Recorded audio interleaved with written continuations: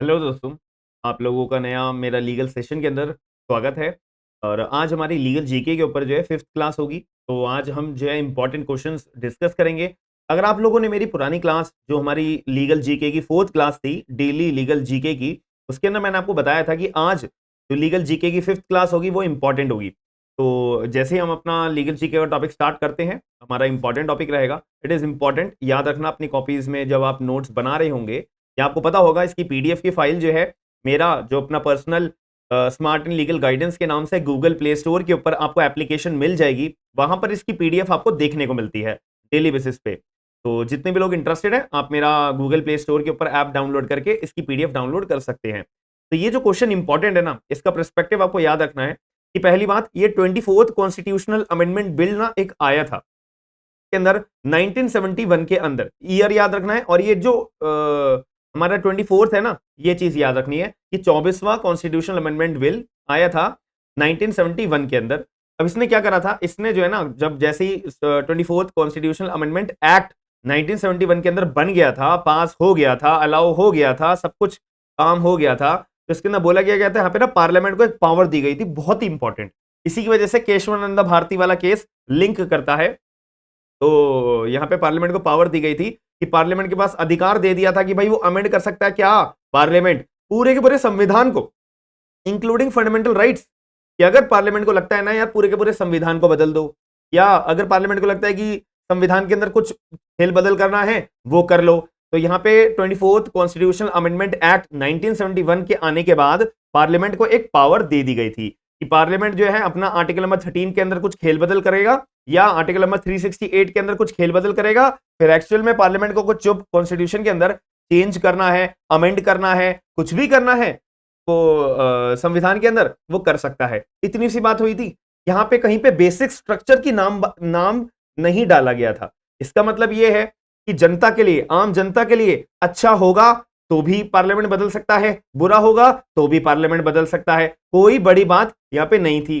फिर इसकी वजह से यहां पे तो यार ये अमेंडमेंट बिल आने के बाद, अमेंडमेंट एक्ट आने के बाद में तो कुछ दिक्कत आ सकती थी। तो इसी वजह से यहाँ पे Kesavananda Bharati versus state of Kerala का यहाँ पे केस आया 1973 सुप्रीम कोर्ट के अंदर। सुप्रीम कोर्ट की 5 जजेस की कॉन्स्टिट्यूशनल बेंच बैठी थी, जिनके द्वारा Kesavananda Bharati versus state of Kerala को केस की सुनवाई करते दौरान अपना जजमेंट दिया था। और अपने आप में ये सबसे बड़ा यहाँ पे जो है लैंडमार्क जजमेंट बना गया था। हालांकि ये कॉन्स्टिट्यूशनल बेंच नहीं थी, इसमें कुछ 13 जजेस की बेंच आई होप बैठी थी। आप लोग मेरे को कंफर्म करके एक बार कमेंट बॉक्स के अंदर बताइएगा। ये देखा जाएगा कि आप लोग कितने ज्यादा कुछ को और आप कितनी अवेयरनेस रखते हो कि ये पर्टिकुलर जजेस की बेंच कितनी थी, या आप लोग मुझे क्वेश्चन में बताइएगा। ठीक है, मैं लिखना भूल गया। ठीक है, तो यहाँ पे इस केस के अंदर सुप्रीम कोर्ट ने डॉक्ट्राइन ऑफ बेसिक स्ट्रक्चर को इंट्रोड्यूस करा था। इसका मतलब क्या होता है कि भाई अगर संविधान को अमेंड करना है ना, करो, कोई दिक्कत नहीं है।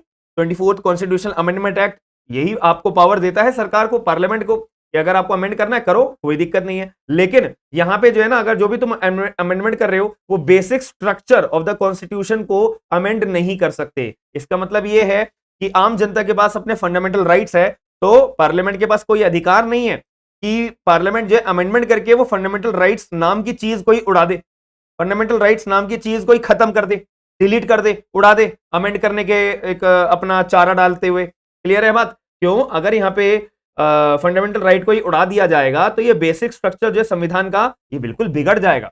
तो अगर पार्लियामेंट को अमेंड करना है, अपने 24th कॉन्स्टिट्यूशनल अमेंडमेंट एक्ट 1971 के आने के बाद जो पार्लियामेंट को पावर दी गई है अमेंड करने की, संविधान को कर सकते हो, लेकिन संविधान का बेसिक स्ट्रक्चर तुम बिगाड़ नहीं सकते हो। ये बात हमारे 24th कॉन्स्टिट्यूशनल अमेंडमेंट एक्ट के अंदर नहीं बोली गई थी। ये 2 सालों के बाद 1973 में Kesavananda Bharati versus state of Kerala के केस के अंदर यहाँ पे सुप्रीम कोर्ट ने ये बात क्लियर करी थी, याद रखना।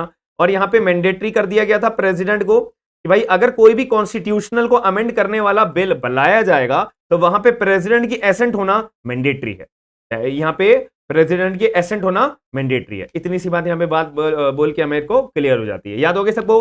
तो हमारा 1971 के अंदर कॉन्स्टिट्यूशनल अमेंडमेंट एक्ट लाया गया था, जहां पे पार्लियामेंट को पावर दी गई थी अमेंड करो, आर्टिकल नंबर 13 के अंदर खेल बदल करके 368 के अंदर खेल बदल करने के बाद। अब यहाँ पे फिर Kesavananda Bharati versus state of Kerala 1973 supreme Court, in this case honour Supreme Court held that parliament can amend the constitution but it does not amend the basic structure of the constitution and it is mandate to give the assent by the president for the constitutional amendment bill. That's it. ठीक है जी, second question हम बात करते हैं। अब ये 25th हमारा कॉन्स्टिट्यूशनल अमेंडमेंट एक्ट कब आया था? 1973। अरे बल्ले बल्ले यार, 1973 की तो बहुत पूछ है। 1973 में भी हमने 24th कॉन्स्टिट्यूशनल अमेंडमेंट बिल देखा था, एक्ट के बारे में पढ़ा था। अभी 25th कॉन्स्टिट्यूशनल अमेंडमेंट एक्ट भी हमारा 1971 के अंदर आया था। ठीक है जी, याद रखिएगा। यहाँ पे क्या बोला था कि भाई देखो, राइट टू प्रॉपर्टी जो है ना, वो एक फंडामेंटल राइट तो है, बहुत बढ़िया बात है, कोई दिक्कत वाली बात नहीं है। लेकिन यहाँ पे जो है ना संविधान, यहाँ पे संविधान के अंदर जब अमेंडमेंट करने के बाद तो क्या आपको पता है ना, ये आ गया तो भाई अमेंडमेंट कर सकते हो। ठीक है, आर्टिकल्स के अंदर। तो इसी वजह से सरकार के पास यहाँ पे एक प्रिविलेज दे दी थी, सरकार को एक बहुत बड़ी पावर दे दी थी कि भाई अगर तुम्हारा घर है, अगर कोई भी इंडिविजुअल की प्रॉपर्टी है, मकान है, फैक्ट्री है, घर है, फ्लैट है, कुछ भी है, तो वो सरकार तुम्हारी प्रॉपर्टी को अपने पास, अपने कब्जे में ले सकती है। बात खत्म। उसके बदले में जो रीजनेबल कंपनसेशन तुम्हारे को दिया जाना चाहिए, वो सरकार तुम्हारे को रीजनेबल कंपनसेशन देगी। अब ये रीजनेबल कंपनसेशन नाम की चीज डिसाइड कौन करेगा? कि ओनर कह रहा है कि नहीं मेरे को तो 1 करोड़ रुपए चाहिए, सरकार कह रही है नहीं मेरे को, आपको तो 50 लाख रुपए देने यहाँ पे बनते हैं, तो रीजनेबल कौन डिसाइड करेगा? सरकार खुद डिसाइड करेगी कि ये जो कंपनसेशन है, ये कंपनसेशन हमारा रीजनेबल कब होगा, कितना नहीं होगा। कि ओनर कह रहा है 1 करोड़, सरकार कह रही है 50 लाख, तो रीजनेबल कंपनसेशन कौन डिसाइड करेगा? ओनर या सरकार? सरकार खुद ही डिसाइड करेगी। अब ये रूल आने के बाद में 25th कॉन्स्टिट्यूशनल अमेंडमेंट एक्ट 1971 को आने के बाद में कितने लोग इसको एग्री करते हैं भाई ये बढ़िया बात है या बेकार बात है वगैरह वगैरह, अपना point of view comment box के अंदर जरूर बताइएगा। और यहाँ पे ये बिल आने के बाद, ये एक्ट बनने के बाद क्लियर बोल दिया था कि यहाँ पे आर्टिकल नंबर 19 का वायलेशन नहीं है, आर्टिकल नंबर 13 का वायलेशन नहीं है। क्लियर है बात? चलो, 25th कॉन्स्टिट्यूशनल अमेंडमेंट एक्ट हमारा 1971 के अंदर आया था। आईज क्लोज रखा करो, ठीक है, एक बार पढ़ने के बाद आईज क्लोज रखा करो, मेरे साथ रिपीट करा करो। ठीक है, 1971 के अंदर ये हमारा एक्ट आया था, 25th कॉन्स्टिट्यूशनल अमेंडमेंट एक्ट। इन्होंने बोला था कि right to property, government will take the individual property into their position and pay reasonable compensation, and reasonable compensation also decided by the government itself, and it is not a violation of article number 19 and article number 13. That's it. ठीक है जी, चलिए यहाँ पे जो है मैं आपको एक ट्रायल क्लास देने वाला हूँ। आज हमारा 4 जून है ना, ठीक है, 4 जून को अभी 3 बजे, देखो सुबह 10 बजे ने, अभी तो आप लोग मेरी वीडियो देख रहे हो, तो 3 बजे मैं आपको फ्री ऑफ कॉस्ट एक अपना इंट्रोडक्शन ऑफ द सीपीसी के बारे में पढ़ाने वाला हूँ। सीपीसी का एनफोर्समेंट क्या था, जुरिडिक्शन क्या होता है, सब्जेक्ट मैटर क्या होता है, पेक्यूनियरी जुरिडिक्शन क्या होता है।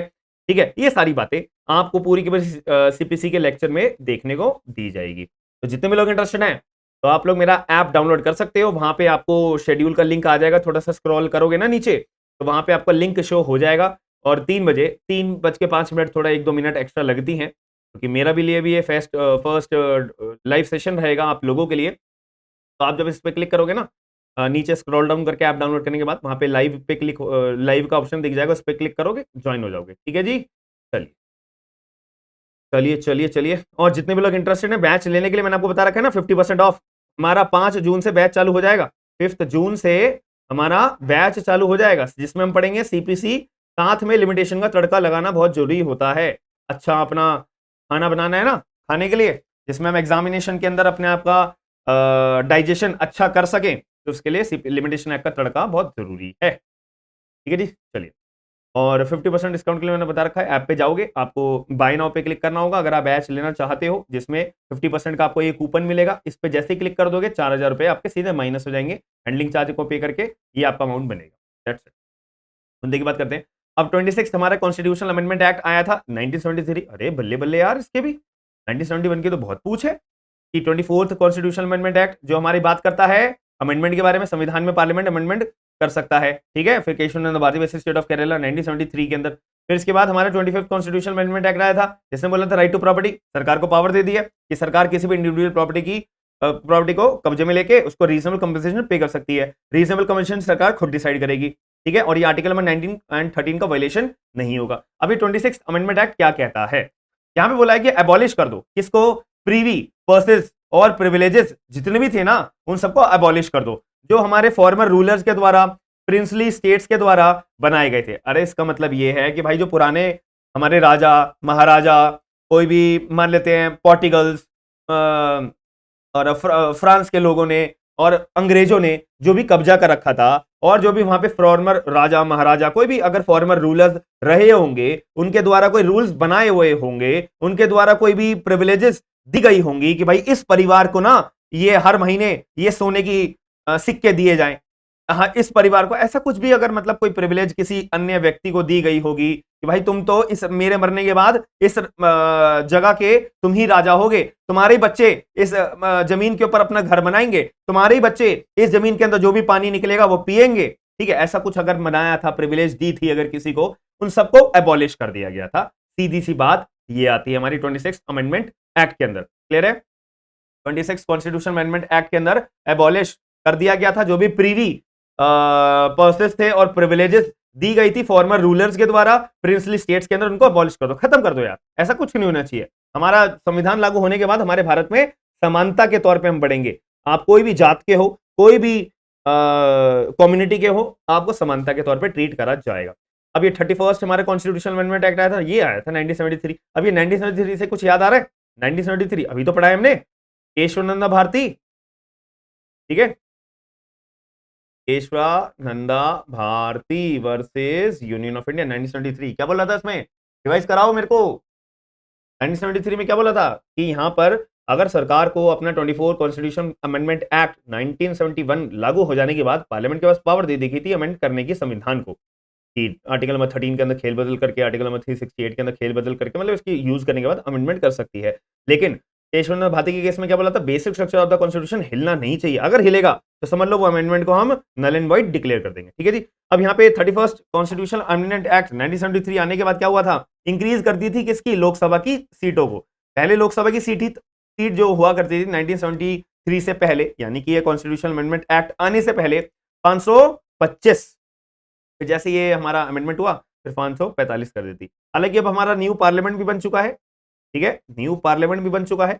इसके लिए मैं क्वेश्चन अभी नहीं लेके आऊंगा, कुछ टाइम रुक जाओ बस, कि कितनी सीटें इसके अंदर होंगी, लोकसभा के अंदर, राज्यसभा के अंदर, सारी बातें हम इसके अंदर पढ़ेंगे एग्जाम पॉइंट ऑफ व्यू से।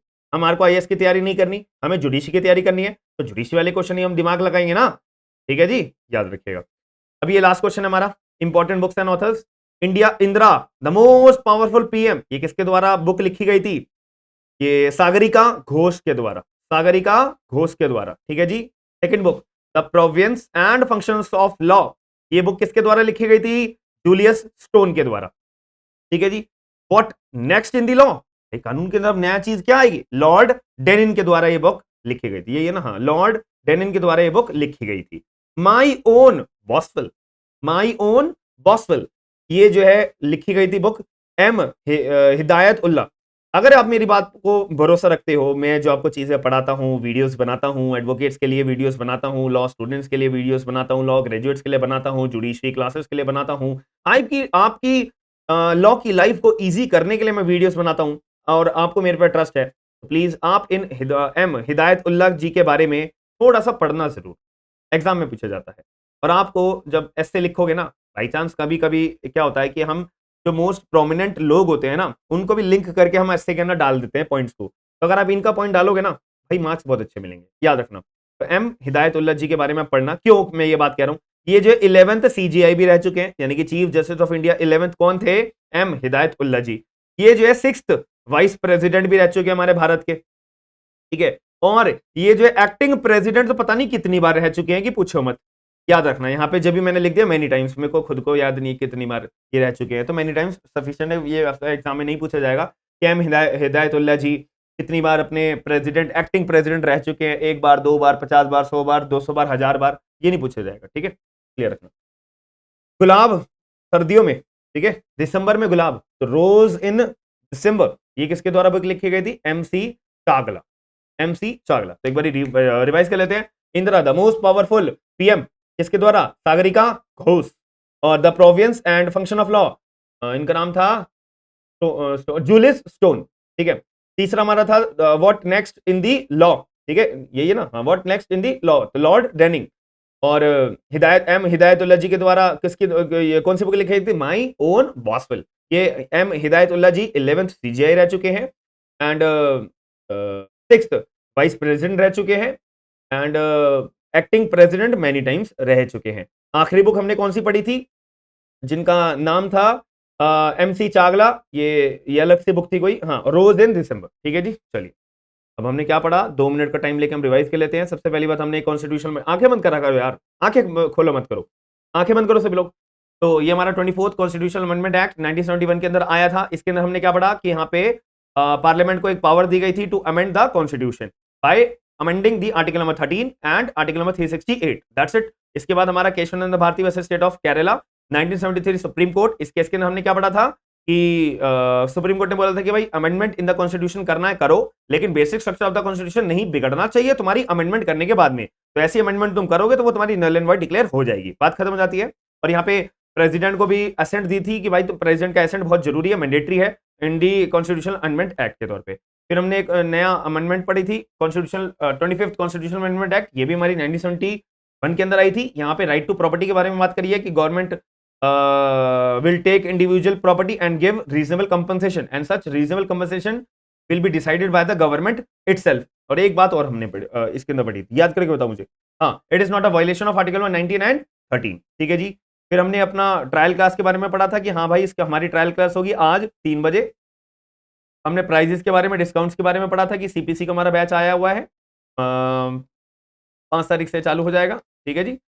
फिर इसके बाद हमने 24, 25, 26 अमेंडमेंट कॉन्स्टिट्यूशनल अमेंडमेंट एक्ट पढ़ा था, ये भी 1971 के अंदर आया था। और इसके अंदर हमने क्या पढ़ा था कि एबॉलिश कर दिया जाए जो भी हमारे Privi purses and privileges farmer rulers के द्वारा इन द प्रिंसली स्टेट्स के अंदर दिए गए हैं, उसको सभी चीजों को एबॉलिश कर दिया जाए। ये हमने कब पढ़ा था, 26 कॉन्स्टिट्यूशनल अमेंडमेंट एक्ट 1971। फिर इसके बाद हमारा 31st कॉन्स्टिट्यूशनल अमेंडमेंट एक्ट के बारे में पढ़ा था। ठीक है, 31st कॉन्स्टिट्यूशनल अमेंडमेंट एक्ट ये हमारा आया था 1973, जो Keshavananda Bharati versus state of Kerala के अंदर टाइम पे हमने पढ़ा था। ठीक है जी। इसके अंदर हमने क्या पढ़ा 31st के अंदर कि जो लोकसभा की सीट 525 हुआ करती थी, फिर 31st कॉन्स्टिट्यूशनल अमेंडमेंट एक्ट 1973 आने के बाद में 525 से 545 सीट्स को कर दिया गया था। फिर हमने बुक्स एंड ऑथर्स के बारे में बात पढ़ी थी। बुक्स एंड ऑथर्स, जो powerful Indira the powerful PM किसके द्वारा लिखी गई थी, सागरिका घोष के द्वारा। दूसरी बुक हमने पढ़ा, दूसरी बुक कौन सी थी, हाँ, the province and functions of law, Julius tone के द्वारा लिखी गई थी। तीसरी बुक हमने क्या पढ़ा, तीसरी book what next in the law, Lord ginning के द्वारा। फिर माई ओन बॉसवेल, ये M हिदायतुल्लाह जी, हिदायतुल्लाह जी हमारे 11th CGI 6th vice president and acting president many times. And last book जो 5th बुक थी, नहीं, हाँ, 5वीं बुक है ना, 1 2 3 4, 5वीं, रोज इन दिसंबर, ये MC चागला। ठीक है, आई होप आपको आज की क्लास के अंदर लीगल जीके के अंदर मजा आया होगा। जो लोग बैच के अंदर इंटरेस्टेड है वो बैच ले सकते हैं, जो लोग आज मेरी ट्रायल क्लास देखना चाहते हैं वो देख सकते हैं, जिनको लीगल जीके की PDF चाहिए वो भी ऐप डाउनलोड करके लीगल जीके की हमारी जो वाली PDF है डाउनलोड कर सकते हैं और अपना इंजॉय कर सकते हैं। स्टडी को इंजॉय करके पढ़ोगे, लाइफ बहुत ईजी हो जाएगी, एग्जाम निकालना बहुत ईजी हो जाएगा, मेरी बात पे भरोसा रखना। चलो आज की क्लास यहीं तक थी, signing off, bye bye, take care all of you.